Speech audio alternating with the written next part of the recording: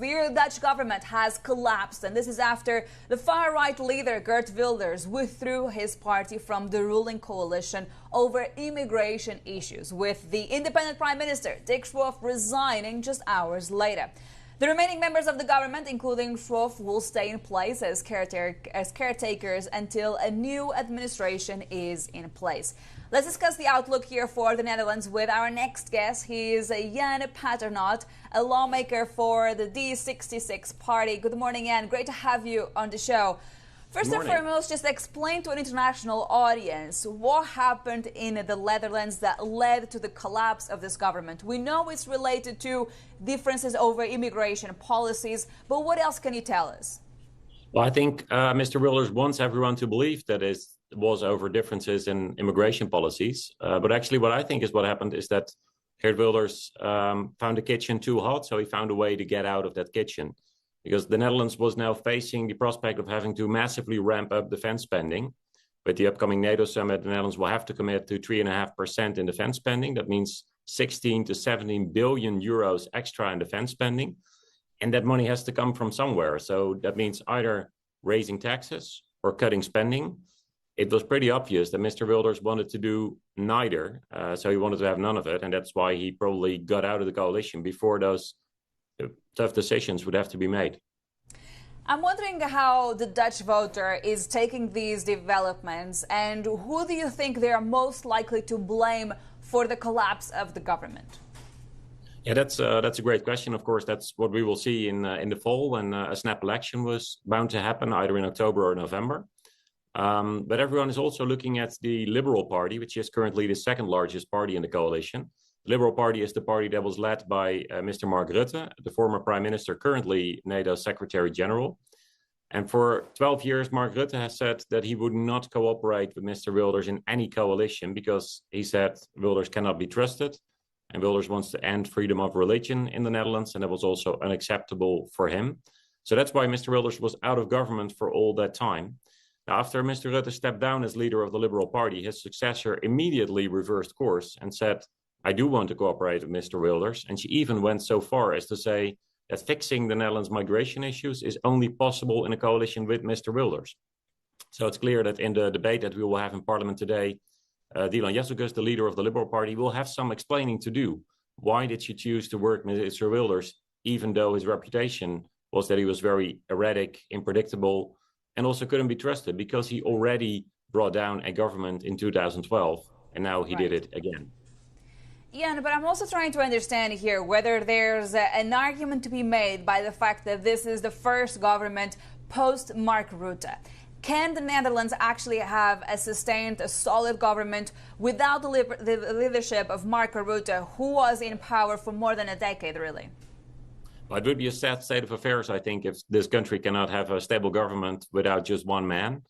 I think we saw in the past that after a period of having a stable government in place for 10 years, the Netherlands often had a government that lasted only for 1 or 2 years. And then we got back to a more stable situation. And I think that's also what needs to happen here. That parties in the political center, from the center left to the center right, would have to come together and take some tough decisions that will have to be made in the Netherlands in order to get the country going again. Because over the past 11 months, we've seen a government mostly consumed with infighting, which has caused economic problems, which led to massive cuts in education, which the business community is very concerned about. So the new government will have a lot of work on its plate. No doubt about that. And speaking of which, I would like to take a moment to look at the opinion polls. I was doing so yesterday, and it is very clear that the Geert Wilders party has lost some momentum within the public opinion of the Netherlands. But it's also very clear that it is still a very fragmented political picture. What is the likelihood, in your opinion, that the next government will manage to form a coalition without the PVV? Well, I think a coalition with the PVV is highly unlikely. That's because every single party, except for the Liberal Party and some very small parties, have said that they will not work together with Mr. Wilders. So even if you look at the polls and even if he manages to win the next election, it's very hard to fathom the perspective of a government, including Mr. Wilders, also because center-left parties and parties in the political center, like my party, have said we will simply not work with him. So a new coalition would have to be made up of parties in the political center, from the center left to the center right. And what do you think this episode means for the Dutch position in the European Union? You know, it took the Netherlands so long to form a government. Now, it didn't last more than a year, really. We are now having to wait for an election in the fall. We don't know for how long conversations will then last. So does that weaken the role that the Netherlands has showed in recent times in the European Union? I think the European Union is looking at the Netherlands with a little bit of concern, because the previous government was very good on supporting Ukraine. After Germany, I think the Netherlands in absolute terms was the country that supported Ukraine with more than other countries did with weapons and financial support. But that has slowed down a little bit over the past 11 months, also caused by differences within the current or the previous government, the government that was brought down yesterday. So I think the European Union is looking at what is going to happen now in the Netherlands.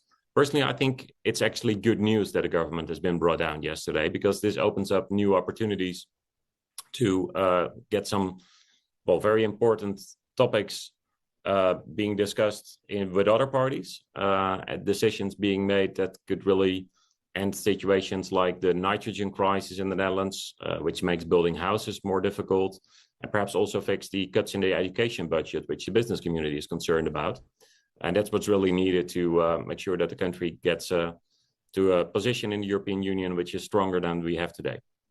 And just finally, given that you are a lawmaker, I would also like to understand how are you looking at the development of politics across the European continent? Because we have seen a growing support, and that is still the case in the Netherlands, for far-right movements. At the same time, we just have more fragmented parliaments across the bloc. So what we witnessed in the Netherlands, is that just a consequence of modern-day politics? I think what we see is that in many cases, far-right parties are very good at campaigning and are terrible at governing. That's what we see in Hungary, where Viktor Orban has made Hungary one of the poorest countries in the European Union. We see this also in the Netherlands, with Mr. Wilders being pretty good at campaigning. But governing was something that he wasn't really interested in, and he found this a nuisance. And we also saw that he spent quite a lot of time abroad for a national party leader. Just last weekend, he attended the CPAC conference in Hungary. Well, if you're in the midst of a coalition crisis and you really want to work with your coalition partners to fix things and to get things done, that's not what you do. Then you stay home and you work on those things. So I think also for Dutch voters, he really gave the impression that maybe Geert Wilders is too big for the Netherlands now and is more interested in being active in the international far-right conservative movement.